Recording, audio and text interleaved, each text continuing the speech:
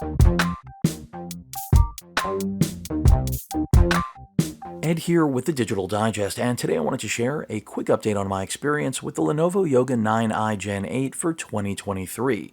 Those of you that follow my channel already know that I consider last year's Gen 7 one of, if not the best 2-in-1 on the market, and quite frankly, that was up until this new machine arrived. So cosmetically, pretty much identical to the Gen 7, but it's about what's under the hood in this refresh. Of course, we have Intel's latest and greatest 13th gen Core i7 processor. It's more powerful, more efficient. That means better performance, better battery life.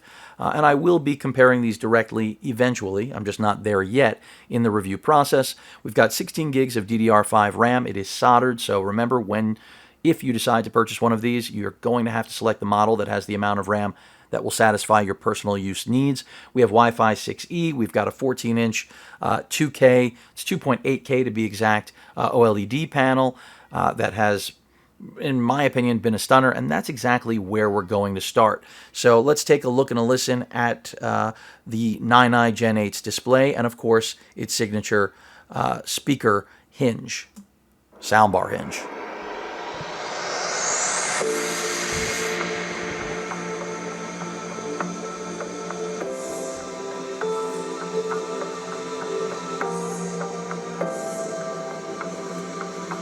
Brightness is not at 100%.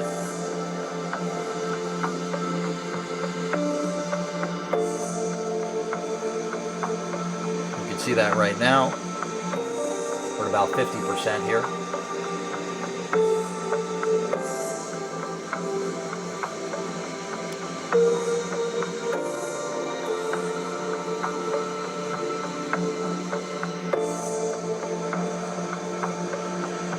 I think that gives you a good idea, but more will come when I get to my full review for those of you that are interested in the audio-video performance. Let's take a look at TimeSpy here.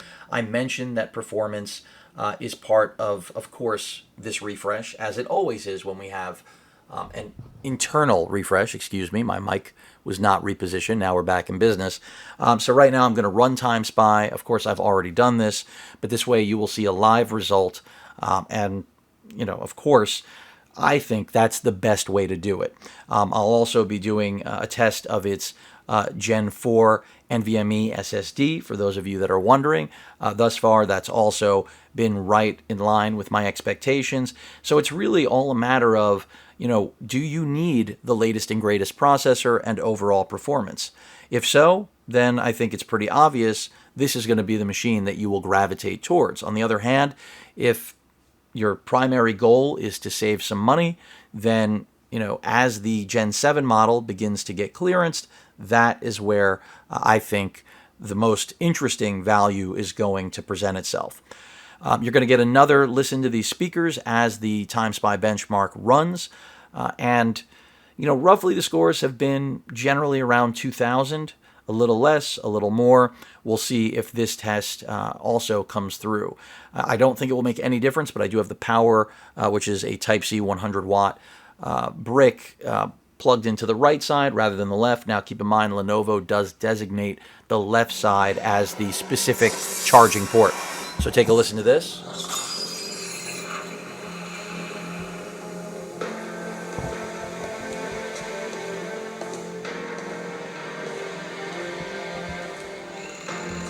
Hopefully this is coming through clearly.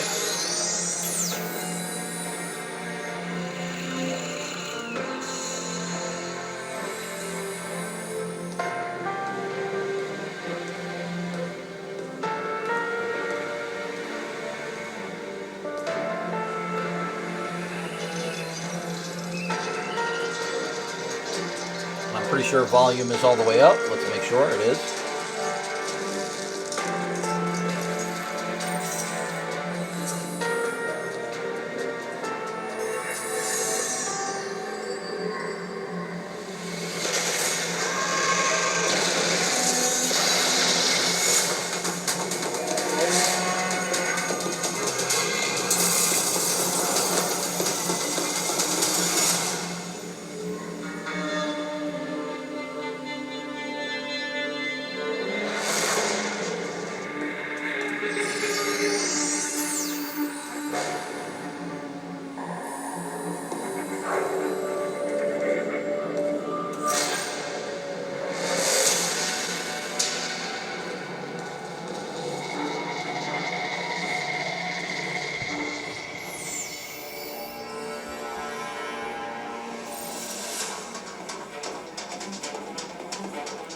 So I brought the mic back to the position so that I'm audible.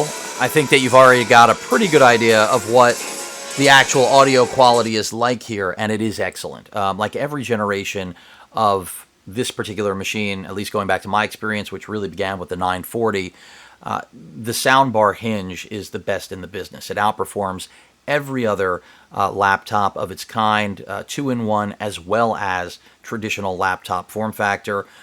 Now, this is not a gaming machine by any means, and I'm running this benchmark because even though we're still working with Iris Xe graphics, which is the same solution as the previous generation, in fact, it goes back several years, really to Intel's 10th gen CPUs, so it is getting older, it still is completely competent for, I think, what anyone would imagine doing with something in an Ultrabook two-in-one form factor. And that's exactly what the 9i is. So what does that mean when it comes to gaming? And I've already ran games on this machine. It means that older titles you won't have a problem with. Essentially 1080p gaming or 720p, depending on how intensive the GPU, granted again it's the integrated Iris Xe GPU, is going to be able to handle it. So AAA titles, that's not going to fly, but you want to play older games, some newer games. When I say newer, I mean like 5 years old. For example, you can run titles like Rust on this, which is a game not everybody's going to care for. Call of Duty World War II multiplayer I was able to run on this. I've tried other things, and basically, don't expect anything amazing, very similar to what you would get out of the previous generation. But again, I did see a little more performance because of that 13th gen processor, but in no way, shape, or form is this a gaming machine. Remember, you want to do photo, video editing, you can. And the same rule pretty much applies. You can do those things. It's just not going to be a pleasure. It's more about whether it's capable of doing it rather than whether you should want to do it on a machine like this. So 4K video editing, photo editing, you can do those things, but it's not ideal. You're going to want something with more horsepower and a dedicated GPU. So discrete option rather than integrated is where you really should be looking if those are your priorities when it comes to your laptop, notebook experience. But again, this is a two-in-one. We do have pen support, which is also really good. And for those of you looking for, again, one of the best displays in the business, complemented by one of the best audio experiences in the business that still comes in at a really lightweight, it's going to be tough to find anything that is really better than the 9i at accomplishing those two feats. And then the fact that it is a two-in-one with pen input, again, it's only going to get more difficult. HP does make really nice two-in-ones as well, but my experience lately has been really that the 9i is the machine to beat. And that really came down to display quality. I say that because, again, if you followed my channel, you know that I loved the C940. In many ways, it was better than the Spectre. One way it was not was its display, and that's because the Spectre had OLED displays going back to the 10th gen launch. So talking about roughly 3 years ago, whereas it took Lenovo a couple years in order to finally give us a OLED option here on the 9i. And I'm just thankful that they did, because that is what essentially catapulted the previous gen, the Gen 7 9i, into that #1 spot as being really the best overall two-in-one on the market. So you can see solid performance there, over 2,000 with 3D Mark. If you're wondering what the previous generation was, you were looking at around 1,600, just to give you a point of reference. Let's take a look at that disk drive now as well, just to get an idea of that Gen 4 performance. And it has been excellent. I'm not going to, this is something that you expect on a machine like this. Interestingly enough, some manufacturers, as I've shown, Lenovo included, do roll out machines with Gen 4 capability, but they're still putting Gen 3 drives in them. That's not something I'm a huge fan of, nor should you be. Of course, you can upgrade NVMe drives in pretty much every machine on the market. I'm not saying there are no machines where they're soldered, but that just tends to be the case. So it's not a deal breaker. Also, Gen 3 to Gen 4 performance, yes, we did see a double in synthetic performance. It's also real world. The question is how many applications can really make use of it. You can see already that the 0.5 terabyte drive that's in this machine is lightning fast, at least until Gen 5 smacks us in the face, right? But for the time being, Thunderbolt 4 more than enough, and then having an NVMe drive that can match that throughput and exceed it, certainly nice. And that's exactly what you get out of this machine. The webcam performance seems good. It does not seem necessarily any way better than the quality from Gen 7. But again, that's not what you really expect. This is all about getting that internal refresh, and do we get better performance and better battery life? This is not a redesign. That's what Gen 7 was. It was a big deal because we went from that old 940 look to, of course, what we have here today. And I think it's a better look. I think it's a better feel. So it really has everything going for it, in my opinion. Now, I mentioned, gaming on this is adequate. It's what you would expect from an Ultrabook. But again, the OLED display is a stunner. I mentioned before, brightness right now is at about 50%. Of course, I can crank that up. The panel is running at 90 hertz. You can drop it down to 60 hertz to, squeeze out more battery life. But for me personally, if you're getting this machine, use it with the 90 hertz refresh rate. In all likelihood, you have a phone that exceeds that refresh rate. If you're like me, every display in your house can exceed 60 hertz, probably already does.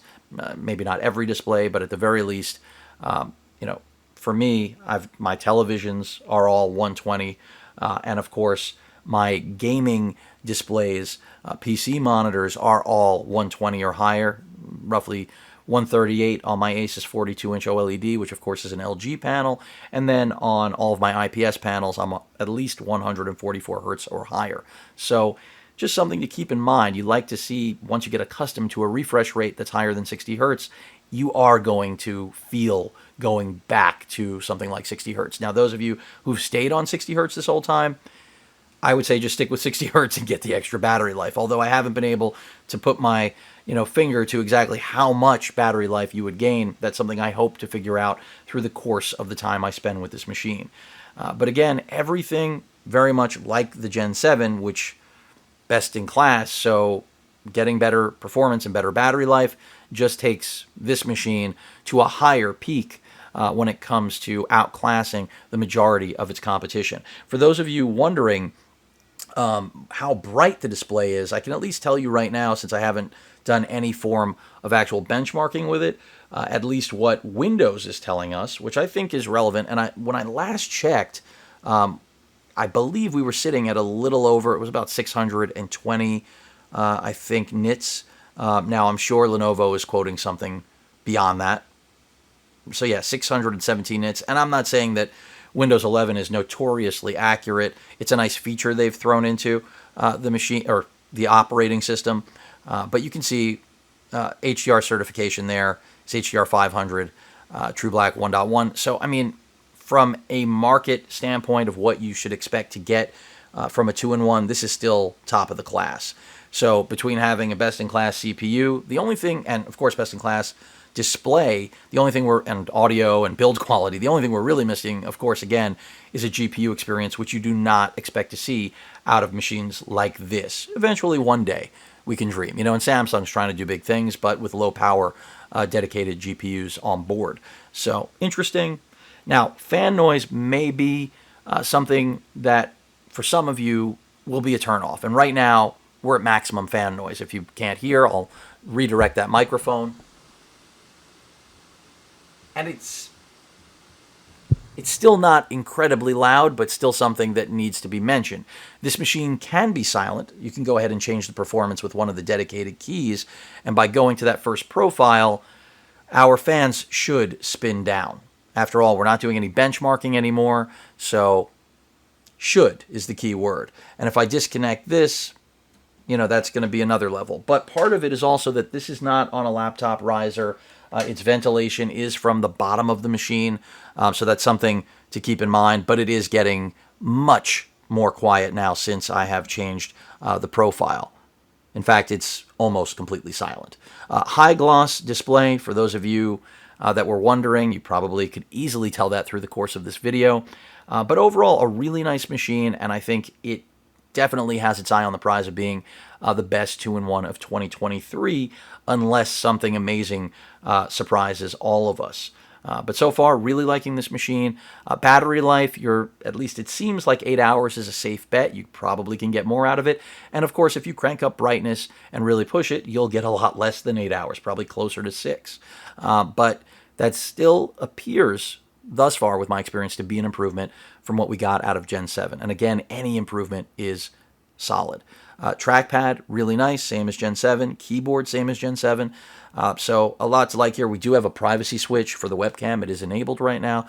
But that's pretty much it to report thus far. In terms of the machine getting hot, I don't really think it gets that warm, but I need to spend more time with it and push it even more. But that rounds out today's video. Again, this is a 2-in-1. You can put it pretty much in any position your heart's desire with its 360-degree capable hinge, and that is part of the beauty of that soundbar, is that no matter what position you have it in, the audio is still going to be coming directly at you. And when I was talking about the ventilation on the bottom of the machine, you can see it right there. That is where the majority of the air is going to be pushed out of. And then a quick walk around the ports again, you can see, because I did not do that in this video, for anyone that's wondering, try to get that in focus. Type A USB port, 2 Thunderbolt 4 ports. We have a charging indicator logo on that as well. Didn't seem to impact anything charging it on this side, for those of you that are wondering. This is not a Thunderbolt 4 capable port, though. Be aware, the other two are. Headphone microphone combo jack, and your dedicated power button speakers on the side. I'm just glad that's in addition to, of course, the soundbar. But excellent build quality, and I have to say, at first, I was not a huge fan of this color. I definitely trend towards darker colors, but this has grown on me in the short amount of time I've spent with it. Also, it's even less prone to fingerprints, which I mentioned in the previous video, so really nice. I mean, not a lot to dislike here. We've got a 13th gen processor, what appears to be solid battery life, great build quality, excellent display, a lot to like, folks.